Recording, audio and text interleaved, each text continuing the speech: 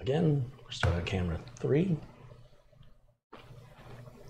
Hi, my name is Carey Holzman, and welcome to episode 2 of Life 101. I've got a friend joining me today who's much better at the game of life. He's got a better attitude than I do, and I wanted him to come on because I think that he will be able to convey a lot of what I believe in a different, more patient manner than perhaps I convey it. So please welcome my good friend, Ron Russell. Hi, Ron. How are you? I'm doing well. How are you?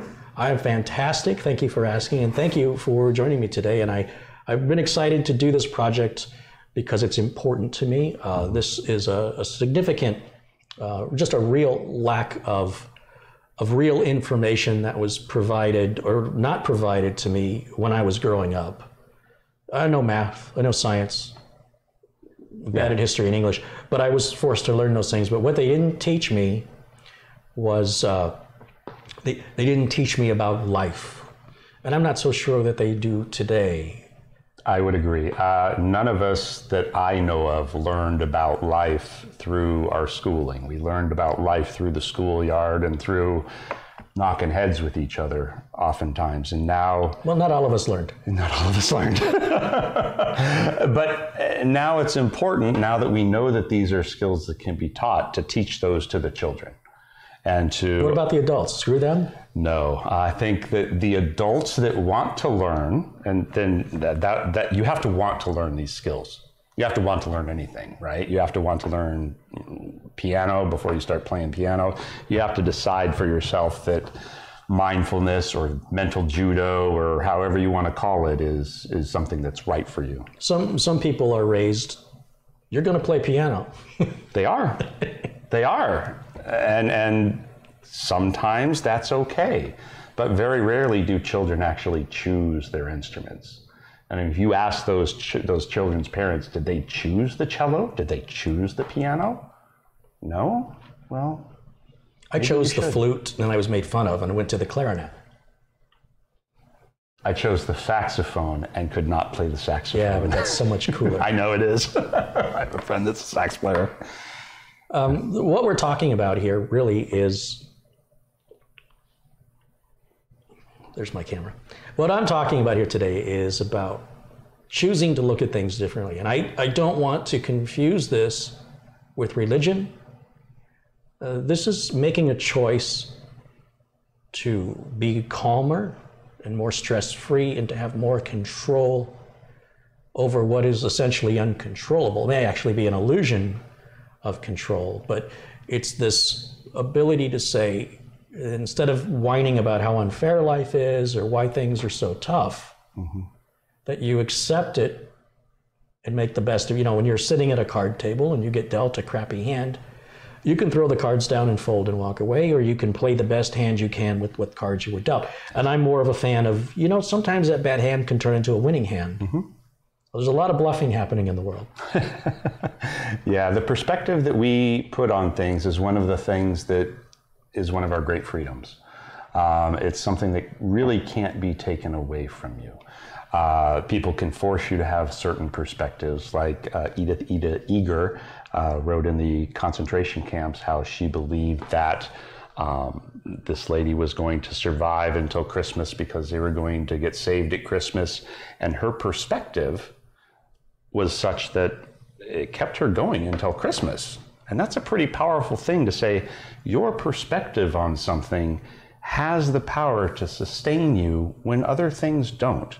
I want to explore that for a minute. So there's going to be some people that go, for example, what a crockpot, what a hippie.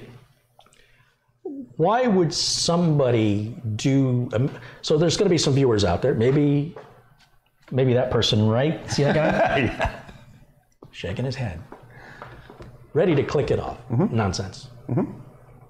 Why would somebody immediately just completely throw away an idea that they think is preposterous? What's going on? Usually it is the belief that something is not true. Like it's hokey, it's a bunch of woo-woo stuff, it can't be measured. Great, that works for you. Or it's part of a religion that they don't really want to get involved with. They're like, you're going to sell me on this religion, you're going to turn me into this cult thing. That's not what I want to become. And mindfulness actually lets you see things more clearly. It increases the resolution at which you're able to see things. So like computer resolution. I mean, right now with bad resolution on your thoughts, the feelings and emotions that are coming up, you can sort of see things, but through meditation, you gain additional clarity on those and you start seeing the little pieces as they pop up. Do you remember in the 80s, the late 80s, I forget what they were called, there were those 3D posters, and it looked like gibberish, but if you really stared at it long enough, if you focused on it... Defocused. Defocused. Defocused, yes. It's very Buddhist of you. You saw what other people couldn't see, but you're both looking at the same thing. Is that a good analogy? Yeah, so anything really can be seen through multiple perspectives. The Dalai Lama has a meditation technique where he views a particular situation from many different perspectives. His perspective, the perspective of a stranger, the perspective of an enemy, the perspective of all of these things, so that you can get a better idea of more than just your perception, right? Because we all operate from the I perspective because that's all we have. But there's a lot of other ways that things can be interpreted. So if I get in an accident on the street, why was that? Well, one person's perception is different from another person's perception, and the truth might be in there somewhere. Perhaps it's all true. Perhaps. Perhaps there's not just one. We all operate from our own truth.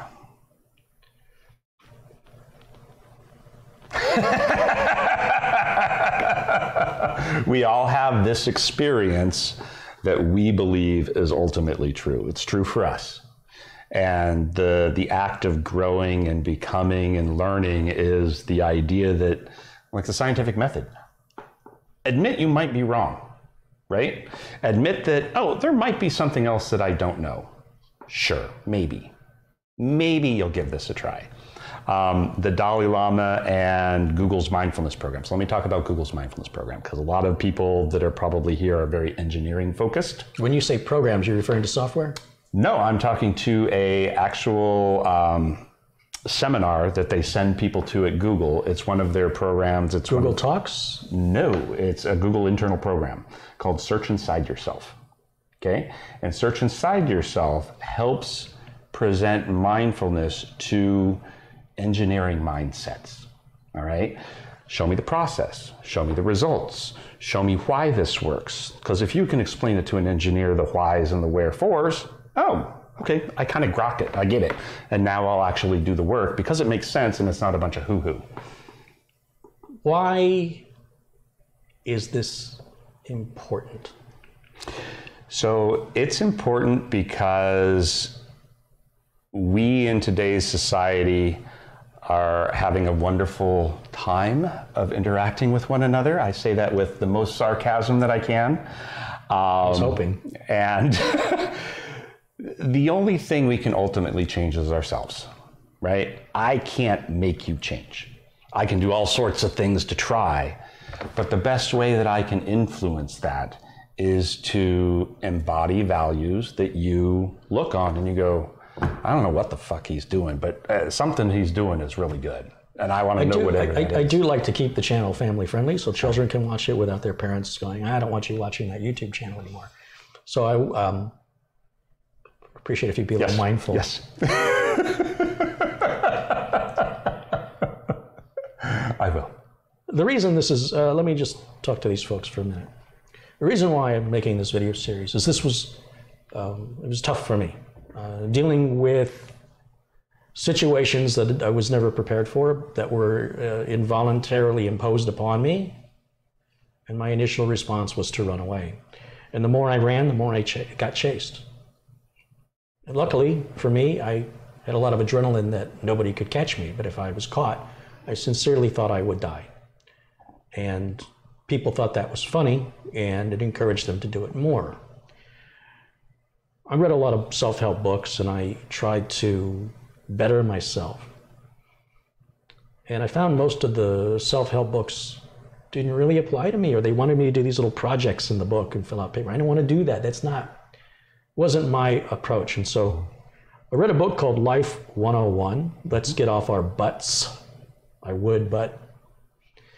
And the first thing it said in the book was, well, first of all, no one would publish him. So he founded his own publishing company back before print on demand and did it himself. He said, you don't have to agree with everything in this book, but I hope you find some little bits of treasure. Take what you want and leave the rest. It was giving me permission. You don't have to do these exercises. Do what applies to you. I don't know you, and I don't know what you need.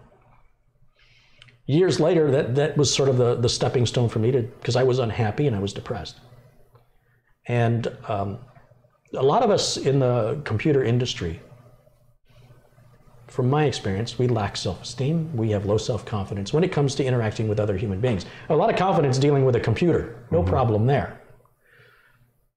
How do you talk to girls? I mean, what I've come to find out is that if you believe you're unattractive and nobody wants you, then you are pressing that message out subconsciously to everybody around you, sort of prophesizing your own beliefs, you're materializing them into reality.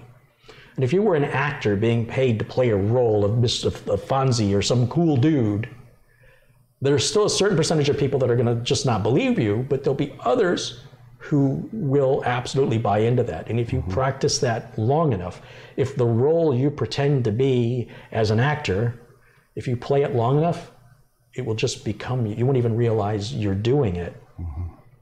Is that fake? I think we as human beings become like those we hang out with. And if you want to become a better human being, hang around better human beings. That's very well said. And so find someone that you respect the way their life is working, and find out what it is that they do that you got them to where they are. And maybe for me, it's meditation. Meditation is as unique as finding a spouse. A good meditation technique is specific to the student. Someone saying you should always do the breathing technique. That's not right. It's not for everybody. You may do meditation and movement. You may, a lot of ADHD people are like, I can't sit still. I need to be moving. So how do I do that? And it's up to the coach or the teacher to go, oh, well, here's what you're struggling with. Here's how to work through those things. Because there's a ton of different ways to mentally train yourself. My preference is meditation, but many people use many other methods. Well, what I'm trying to do in this series is remove the clinical part of it, which is where I feel like you're going with it right now.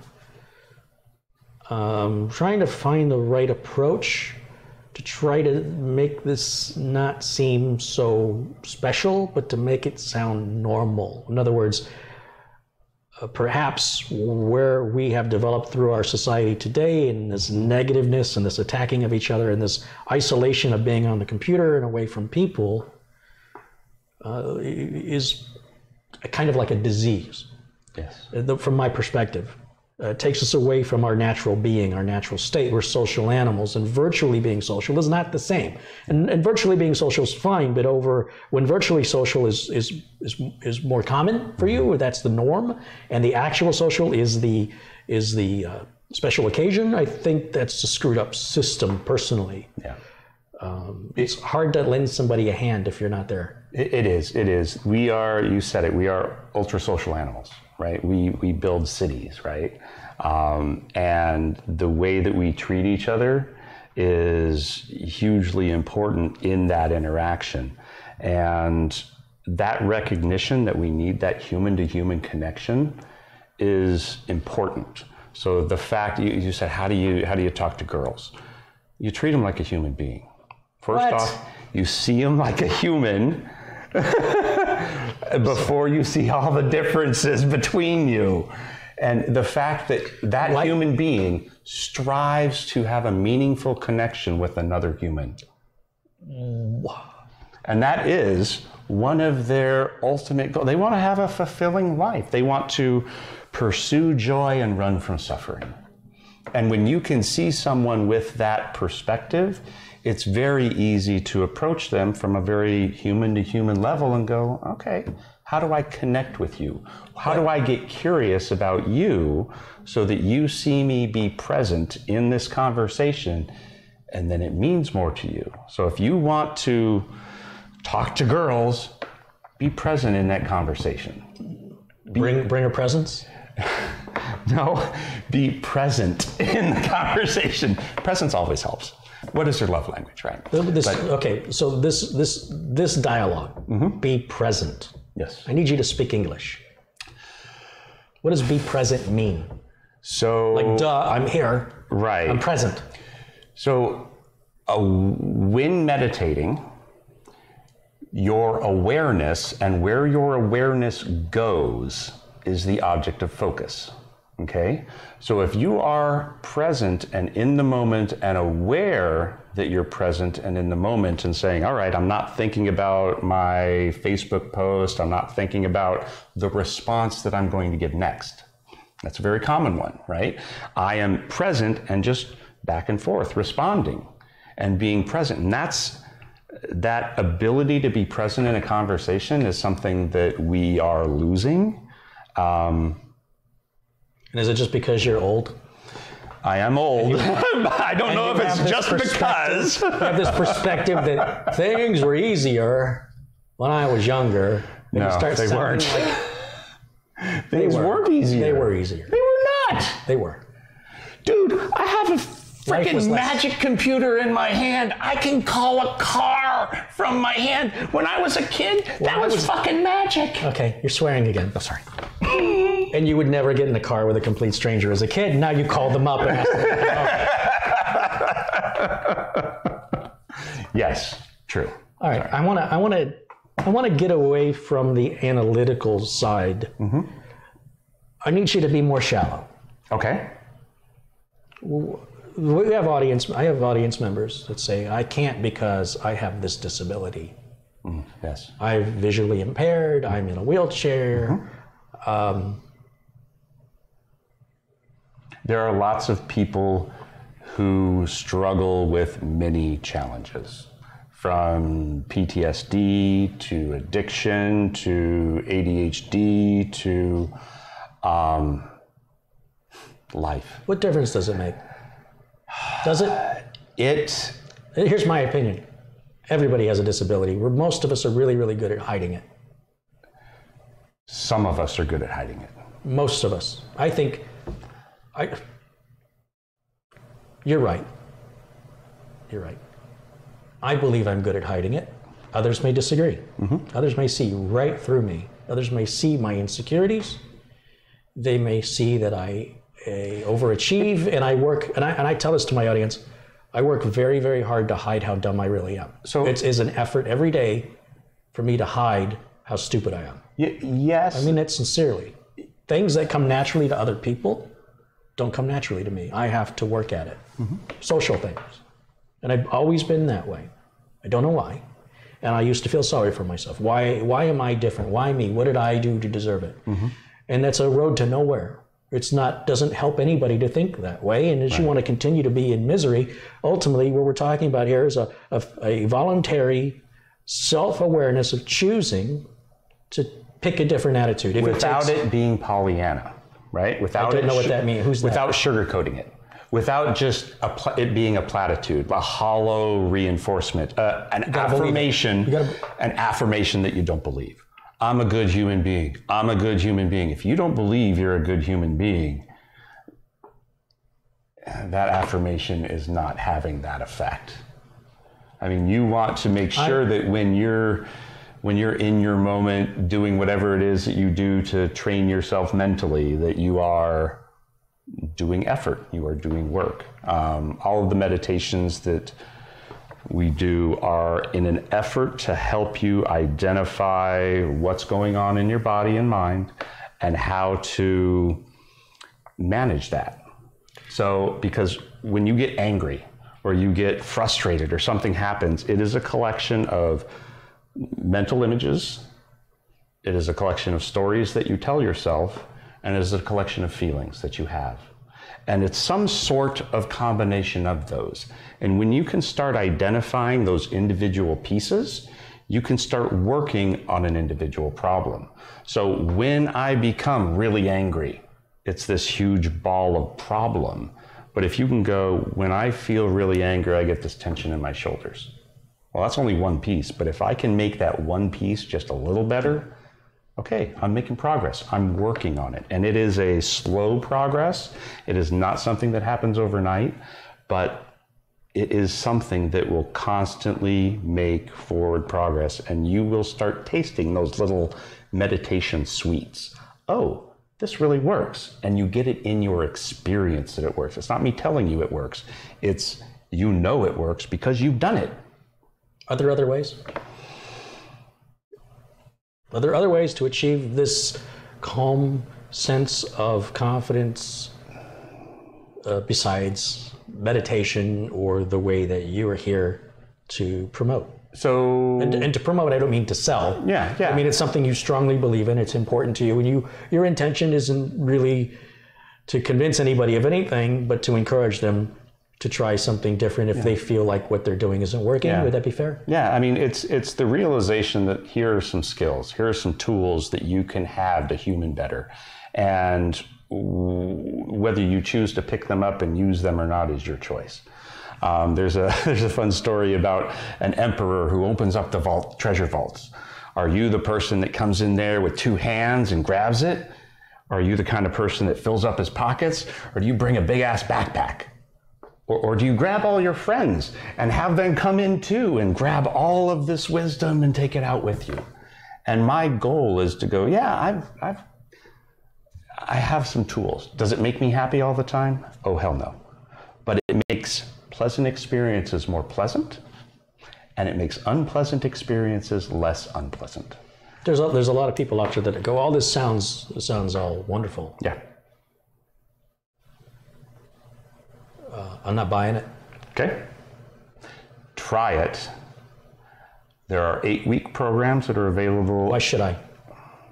Because it's the only piece of yourself that you can train that you'll take with you everywhere. The skills that you learned in your schooling, you still have most of those. I mean, you know how to write letters. What about my skills with computers, and I can overclock and I can beat people's butts at college? What about this competitive nature that exists within us that refuses perhaps to believe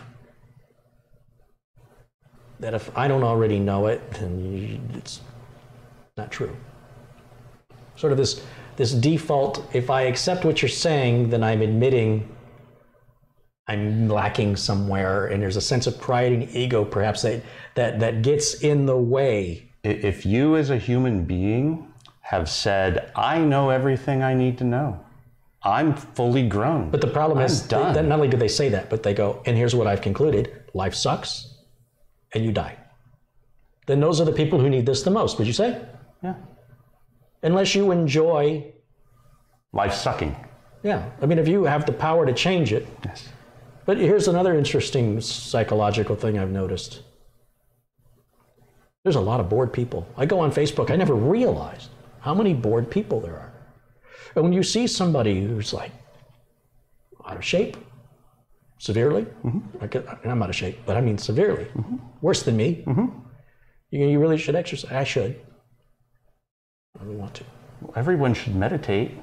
Well, don't really want to. Yeah, I know. Sometimes the things we don't really want to do are the absolute things we must do in order to have a certain quality of life. And the more we think we're cheating by going, I don't have to, we end up with disease, depression, and a shorter lifespan. Yeah. So who wins? You win. You have to eat your vegetables. Sorry. You need to brush your teeth in the morning too. Do we need to fight about that? Do I need to sit there and go, you have to spend 2 minutes on your teeth? Do I? May not be important to some people, but then they may not smile. Why don't you smile? Or showering. All right. Well, showering is a consideration for other people. If you're not. So is your mental state. Oh. Your mental state is a consideration for other people. If you're out in the world and you're a fucking and we're you're gonna work a shithead. No, you did it again. There are children. Think of the children, Ron. What message are you sending? I've learned mindfulness, you cunt. I don't think, I kind of feel a little confused. I get very impassioned. I do.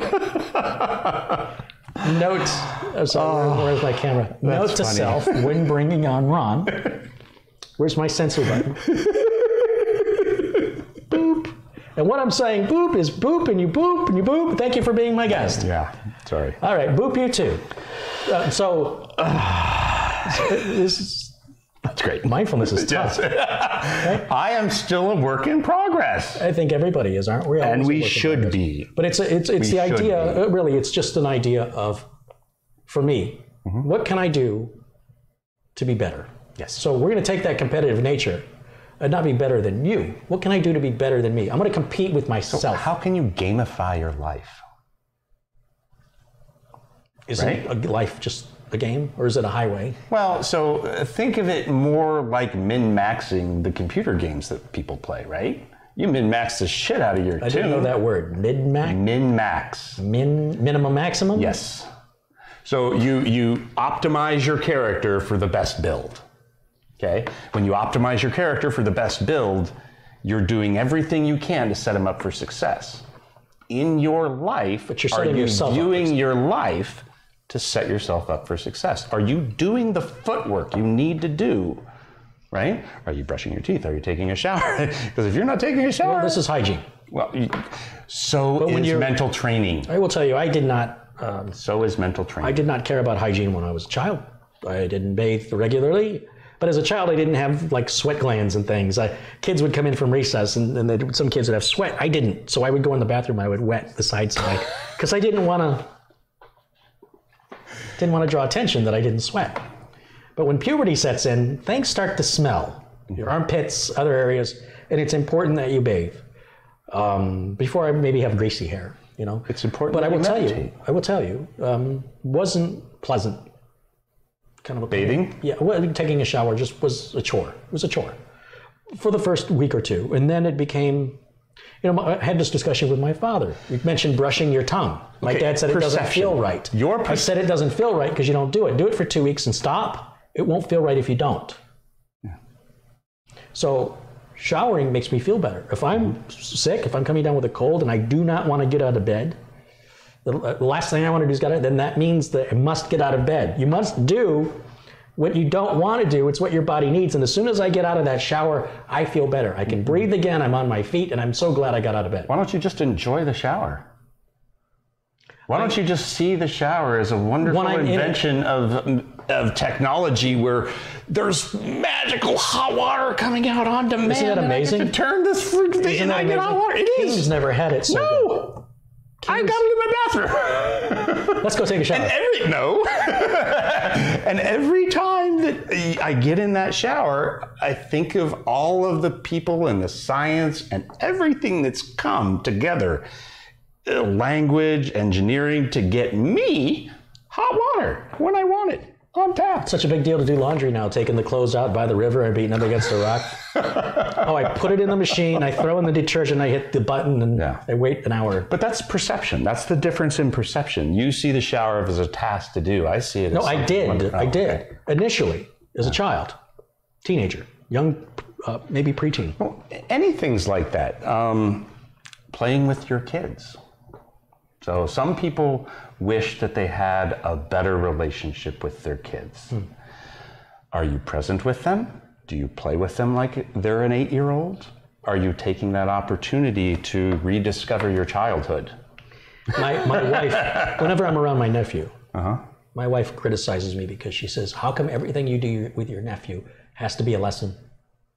It's like really important to me that any time I spend with him he's going to get something from that. And maybe that's just the way I wish I was brought up. But her attitude is, why don't you just enjoy your time with it? Why do you have to turn everything into a lesson? And I feel like because he needs it. That's why. Well, I think it's good to teach. There's nothing wrong with teaching. What you want to do is you want to be present and happy in those moments, and when a teaching opportunity presents itself, recognize it, see it, react to it appropriately, teach, put it down.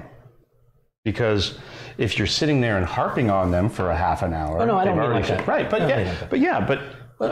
I mean sort of like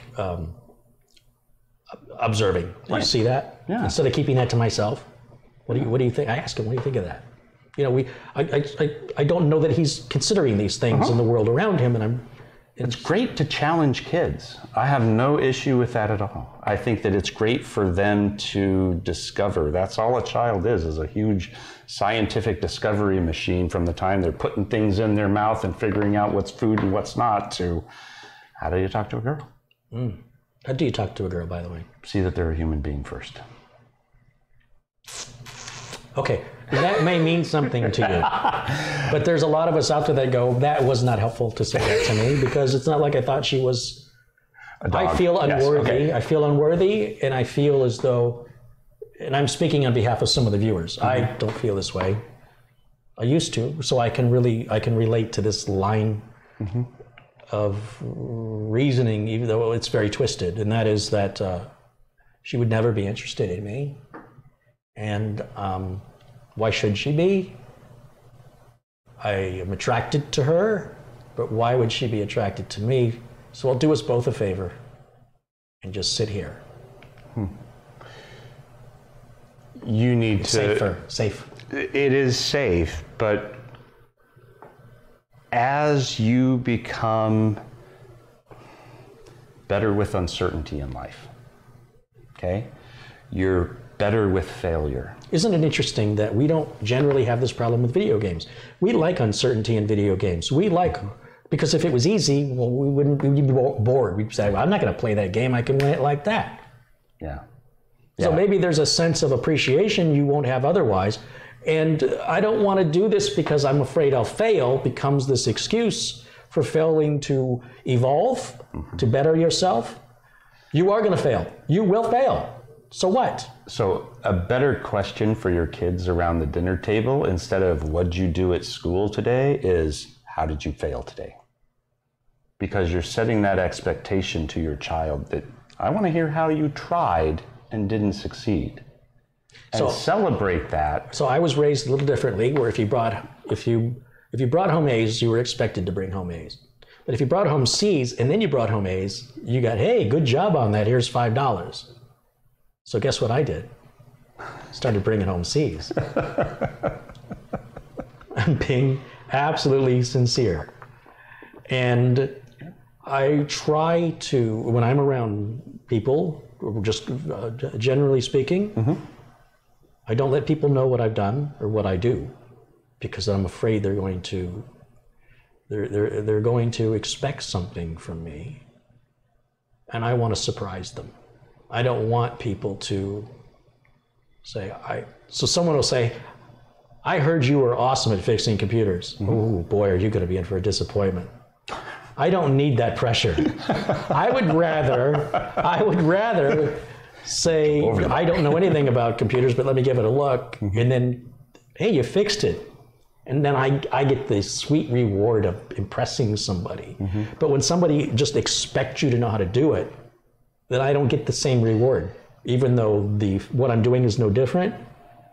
What motivates me are kind words of support and encouragement, and where applicable, appreciation from anybody.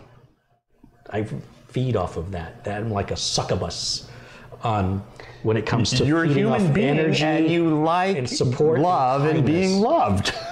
It's crazy. Right? I know, that's weird. Did they make a pill for that? Funk. Did you talk like that? We're all human. We all go through that. But I'm saying I'm a little manipulative in that way.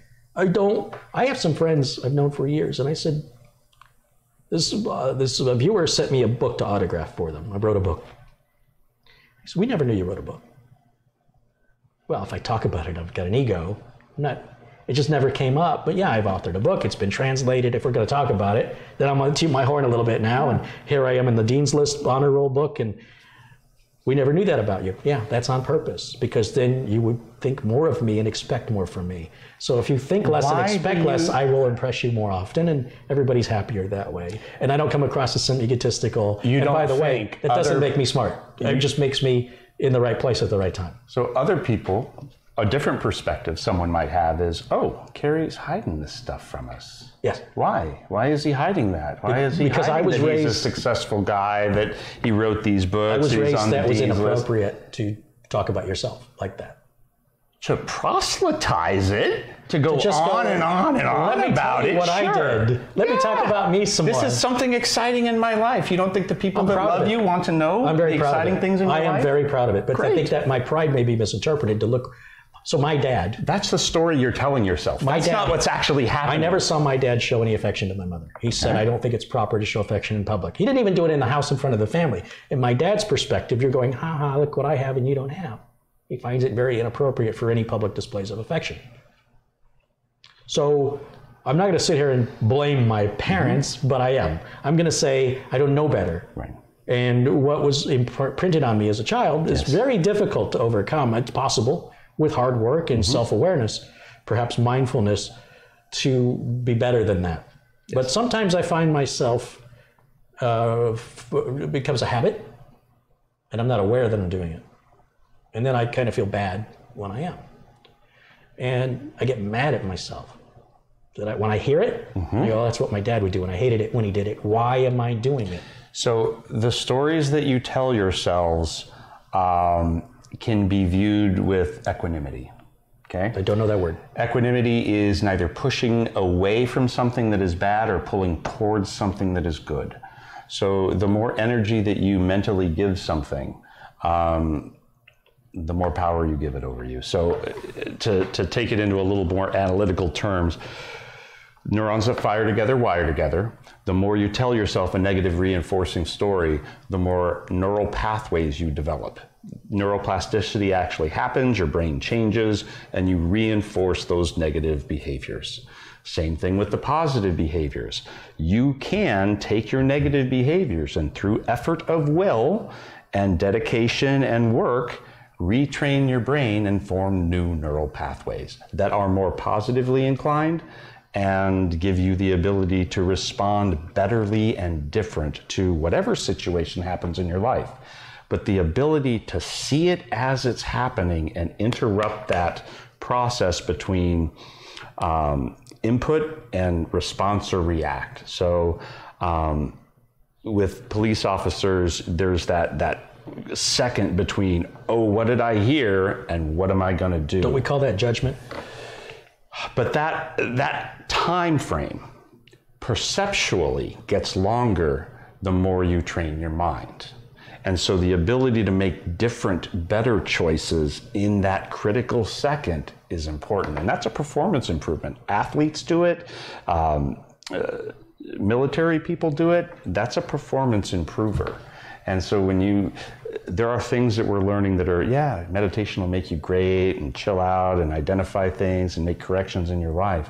But it can also materially impact your ability to perform. So if you can train your mind to focus on a single object for 2 hours, there isn't any subject in school you can't learn. You focus like that on a subject in school and you'll learn it because you've trained your mind to apply yourself like that. That's great. That's a skill you can take with you anywhere and apply it to anything. How much of life is attitude, and how much of it is just is victim, circumstance? We're all. Can you change your life by changing your attitude? Can you can change your life by changing your perception. Your perception can change your attitude. So Dr. Wayne Dyer, who's a philosopher, he said, often if you change the way you look at things, the things you look at change. Yes. Not all the time. He said often. Yes. Yes. So why do people, does it take more energy to think positively, mental energy, than it does to think negatively? Is it laziness to think negatively? Or is it just training your brain or something about society that's broken, where so many people are so negative and no longer give people the benefit of the doubt, generally speaking, among their own community? If I don't know you and you say something that can be interpreted in a negative way or a positive way, people today seem to be more apt, even though they don't know you, to say you're a racist, to judge you without asking you a question if they're uncertain of your intent, to clarify before accusing. Is that easier? Is being positive, does it require more effort, or is it the same amount of effort to be negative or positive? And if it is the same amount of effort, why not choose positive? So it's hard for me to explain from a place from experience. So when I talk, I like to make sure that I remember being negative. I remember it being hard. And things generally fall in a positive manner now. I would say that it's easier to be positive because I spend less time worrying and ruminating and negatively focused, and am able to be more in the present moment. So I think it's easier to be positive than it is to be negative, but you have to see that for yourself before you go, oh, I believe that bullshit. You did that again. Family friendly. Family friendly. Children. Think of the children. What about the children, Ron? All right. Look, the fact of the matter is kids are going to be around these words. I'm not going to bleep these words out. I'm going to let them in. I'm going to let it be because you're you, and this is how you convey. And sometimes these words, you're choosing them, I believe, because you're trying to underscore the gravity of the depth of what you're saying is not just like, what floor would you like on the elevator? You're very passionate about it. Yeah. And I apologize if the wording offends you, but I have to say it's, if that's what you're taking from this, you're missing the point. And the point, and I think I want to wrap this up. I don't want to go on too long about it. But I think the point is, if you feel depressed, if you feel isolated or lonely, as I did for a very first long time of my life before nobody helped me. This is something I had to figure out on my own. The analogy I use is that I was hanging by a rope and people walked by and said, let him be him. And he'll figure it out. And if he won't, he'll die. I don't think anybody should have to go through that. I'm a little resentful. I can hear it. And I don't want anybody to do, didn't do anything that I'm aware of to deserve. And through the School of Hard Knocks, what blew my mind is when I thought I got it figured out, I learned that they figured this out 2,000 or 3,000 years ago in Buddhism, in Taoism. Everything that I concluded all by myself, just so happens they figured out 3,000 years ago. And I'm not alone, and you're not alone. And the feelings you feel are not just you. Other people feel like this too. And it's not okay. It's not okay to wallow in your misery. It's not okay. But the only one who can help you, because people will reach out a helping hand and you might smack it away. How dare you think I need help?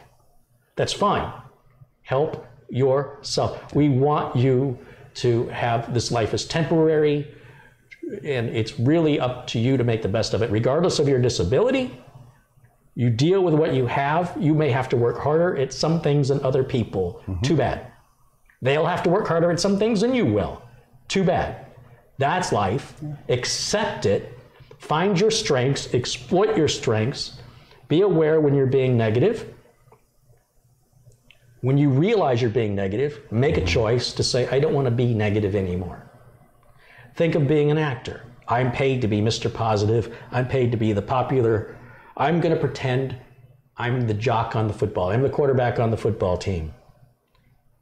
Take it till you make it? Somebody, yes. In many ways, it is fake it till you make it. I don't believe in dress for success. I don't believe because you put on a tie, you're going to be more professional. Right. I do not believe that. Maybe because it was fed to me constantly in the 80s.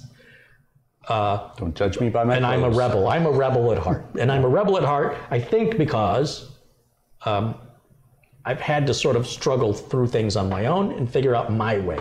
Mm-hmm.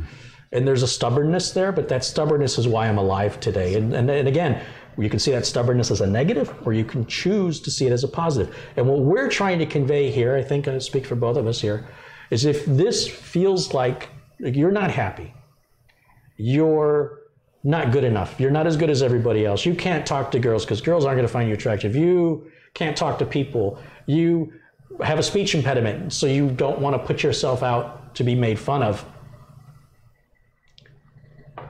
It's up to you to say, you know, that thing is what makes me me. Yeah. This isn't something I should hide, but rather something I should embrace. I was told I was the black sheep, I didn't fit in, I didn't belong, and I was very ashamed of that. And then I realized, wait a minute, if we're all the same, then who am I? You would confuse me with everybody else. These weirdo things that make me who I am mm-hmm. are what define me. Yeah.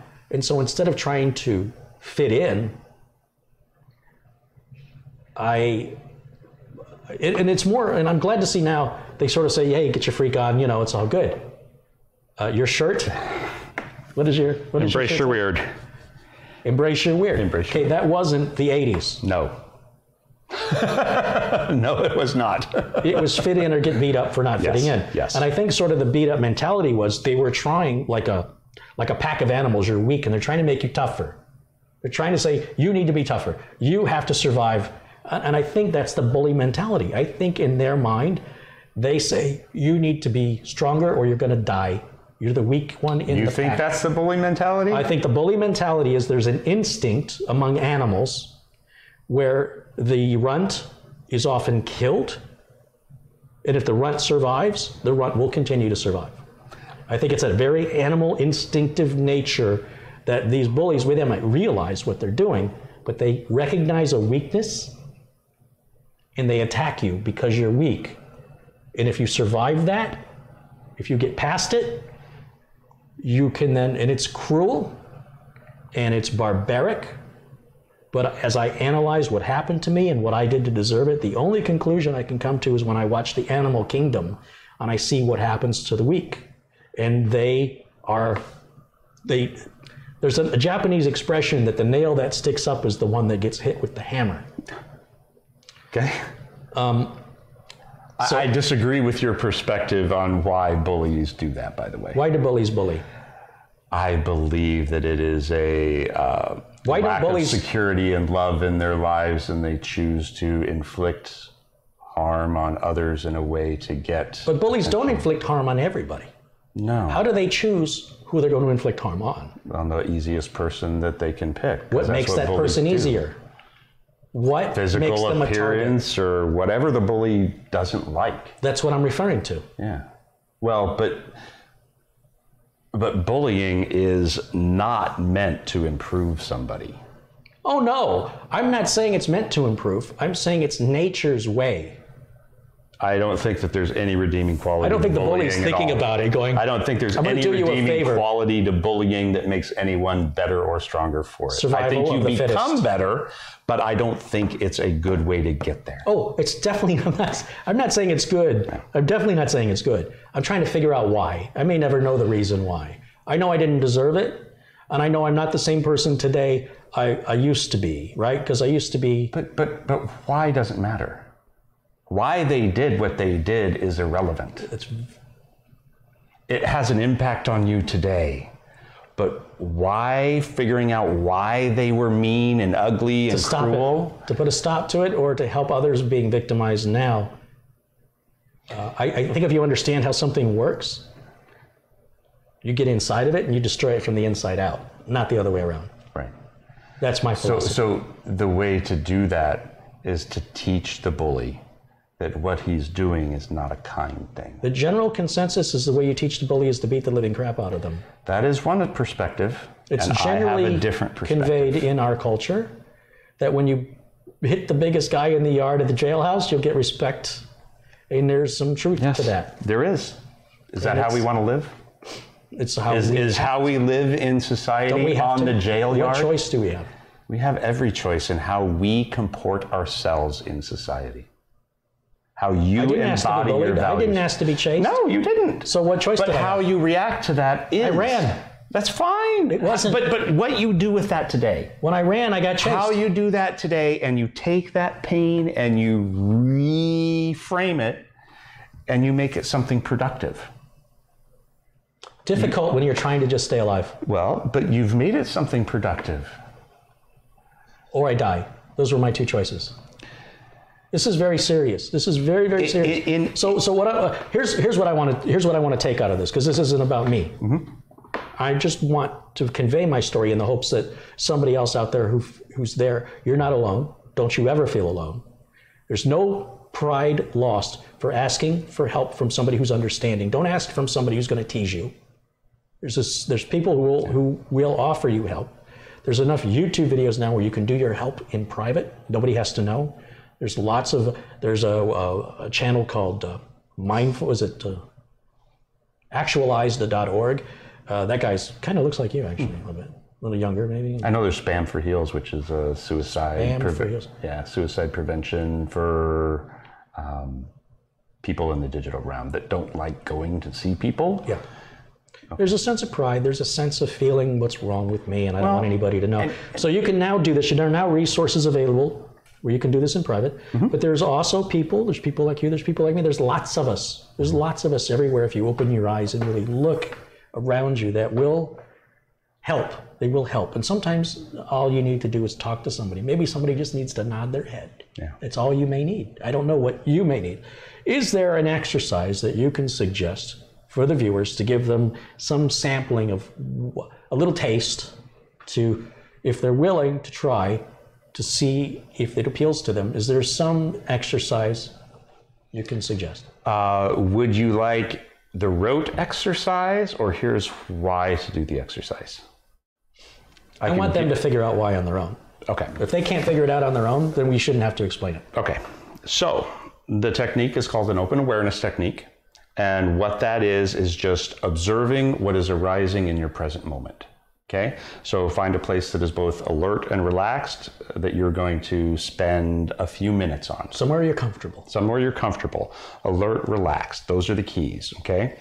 Find a place where you're comfortable and alert. You can do it with eyes open or closed, on a chair, on a couch, on a cushion, however it feels nice for you. Outside under a tree. Outside under a tree. And then just sit and be present and identify things into 3 different categories: see, hear, or feel. Okay? See is your visual spectrum as well as mental images inside your mind, right? So if you see a picture of a rose in your mind, that's that see in. Then hear is your auditory sensations, as well as the mental stories that you tell yourself. I'm a bad person. I shouldn't have thought that thought. I got to go do this on Facebook right now. Those are all self-doubt? No, it can be any thought. Okay. Any story that you tell yourself. And then feel is your somatic components, so touch, taste, smell, as well as your internal landscape. Okay, so all of the feelings that happen within there have a single label. Feel. Okay, so the point of this meditation is to, over this period of time, just label things that come up as see, hear, or feel. That's simple. And it looks very simple to this. See, I see the camera. I see the Coke. Feel, I feel silly saying these labels out loud. It's just whatever is happening in your moment. You notice the fan, you notice the light, you feel uneasy, you have a tenseness in your shoulders. All of those are understanding what's happening at the present moment, okay?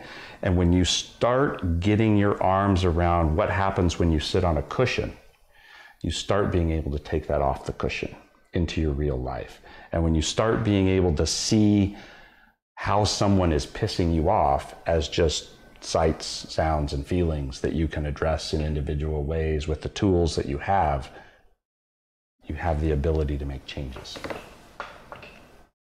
There's going to be some people out there. You're going to say, I tried that, it didn't work. Great. Do it again. Do it again, do it again, do it again. I want to emphasize that the very first time, oh, that's my camera, sorry. The very first time you do something, you're supposed to not do it well, unless you're some kind of savant. And probably you won't be a savant at everything. And you may have to try it a few times. What you put into it will ultimately be what you get out of it. You might initially put a lot into it and get what you feel like maybe nothing. Try it again. Try it again. Try it again. If you played a video game and you just went all the way from beginning to end without losing a character, you will say it was the dumbest game you ever played. There should be some lessons in life in there. And instead of doing it vicariously, do it in real life. And you might argue, yeah, but when that character feels pain, I don't feel the pain. But you also don't grow. Right. When that character grows, you're not growing. And sometimes there's pain associated with growth. I mean, that's a biological fact. It sucks. So, yeah. But you will be so proud of yourself, you will boost your own self-confidence. Now, for me, what worked for me, and I've talked about this in another video, I was very angry. Rage would be a good word. And I took it out in the gym. And that took me from a little stick figure to I felt my shoulders broaden. I made a conscious effort to hold my head up high because I'm small, short. Hold my head up high. Started to stick my chest out. I started walking down the halls of the high school that way. And the bullies suddenly left me alone. Some people made fun of me. Some people raised their head back at me like they were mocking me. Don't care. Don't care. Because after a while, I didn't even realize I wasn't aware I was doing it. I was at first. Make yourself big, like a threatened animal. Make yourself big. You don't make a lot of friends that way. I was at a club once, and this girl walked up to me and she said, "Are you having a good time?" I said, You can't tell? She goes, "No, you don't look like you're having a good time." I said, "Well, in here, I'm having a time of my life. But here, it's like a protection mechanism. I just don't show it because I was brought up that, and I have to work on that. And I've been working on it. And I will keep working on it. And I will stubbornly keep working on it. Good. Until I get what I want from, when I can walk in a room, here's what people like. People like somebody who's smiling and friendly. That's what people like. But bullies like that too. They might see you as weakness. They might see that as so you want people to see you and go, "Oh, Carey, something's wrong, different. Have you been meditating? No. You look so great." No. I want people who don't know me to see me and go, "That guy looks like a nice guy." If I'm in trouble, that guy will help me.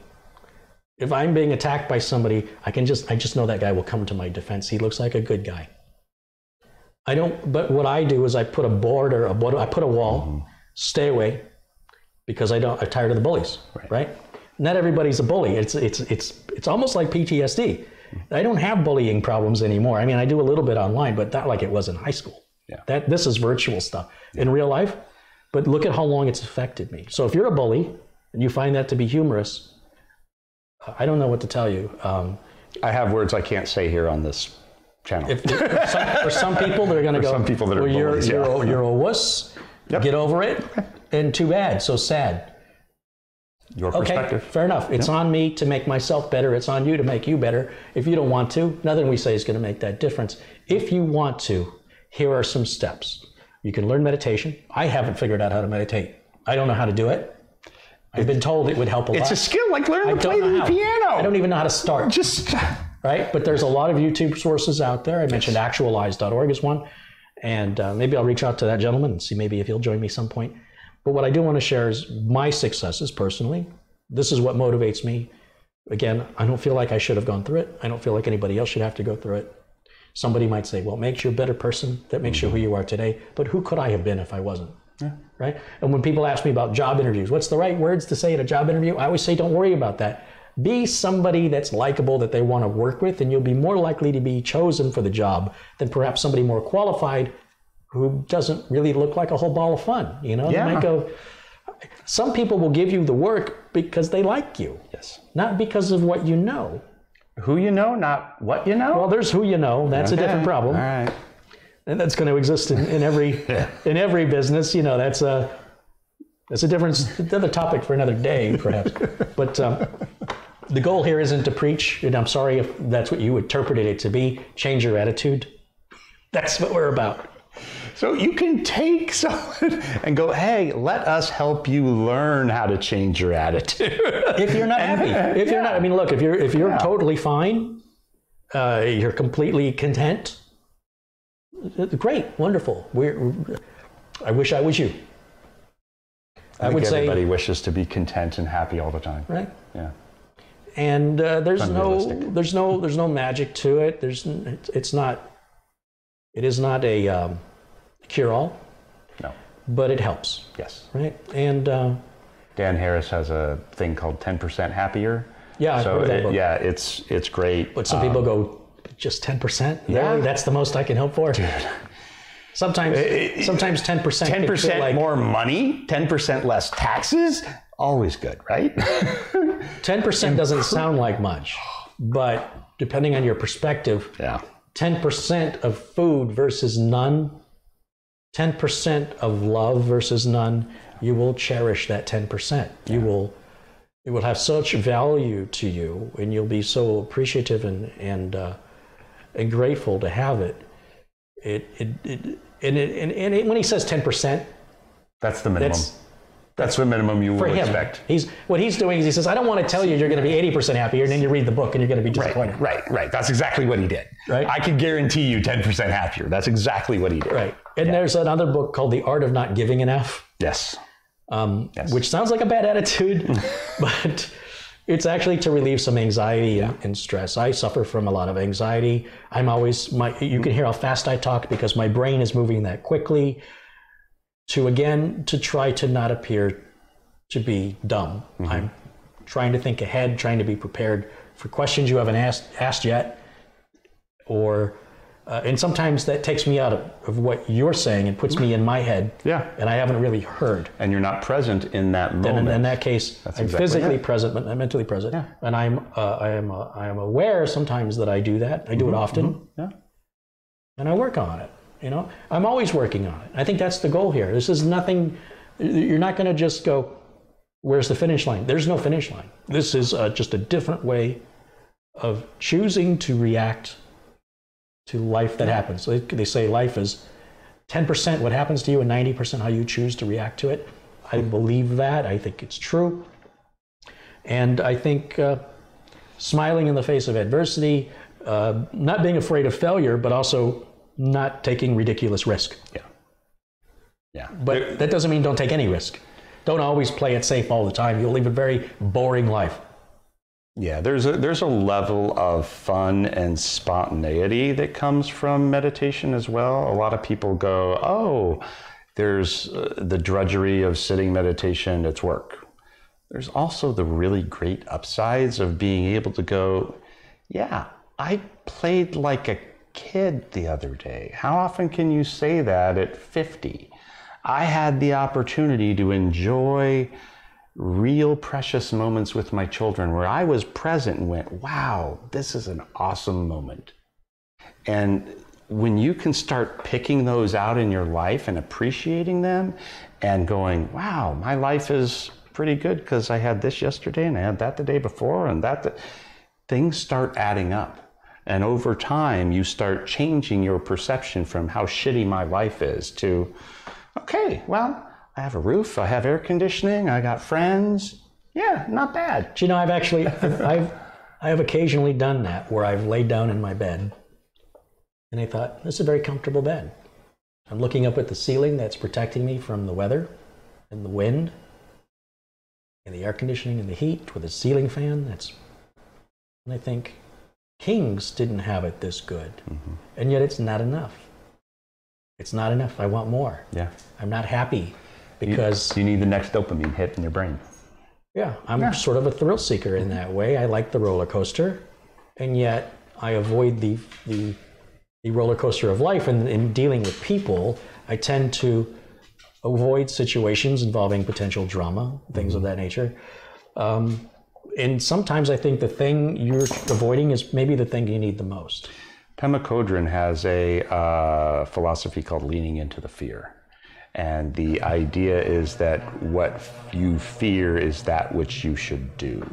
That which scares you is the thing that you should confront. And that whole philosophy was the reason I didn't get married for a long time. When I met my second, I'm like, I'm not getting married. I'm afraid of getting married because last time it went really bad. And so I didn't. You laugh about it. Now I do. You've gotten to a place where I've gotten to a place where I can. I've accepted what is. Yes, it was bad, and okay, gone on. But the idea is that, I mean, you just accept what is. Okay, let's go work past it and continue on. And I think that, where's I going with that? What's that? Where's I going with that?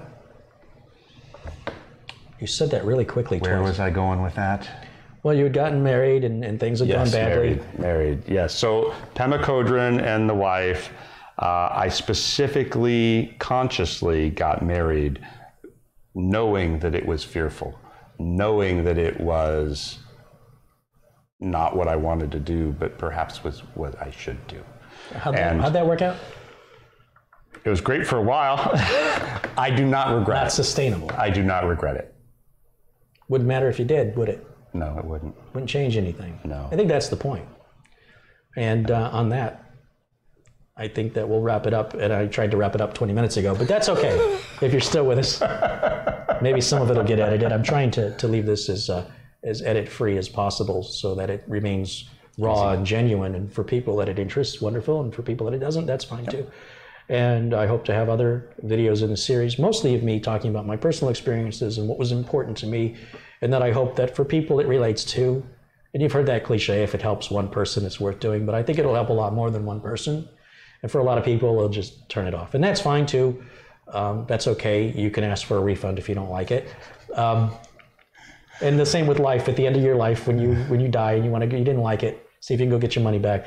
But if you spent time working on improving your video game character for the kids that are watching, or the young adults, or the gamers, they don't have to be, but stereotypically, people in their 30s and below, maybe you could just spend a little bit of time on you, the one that actually matters, instead of the vicarious version of you online.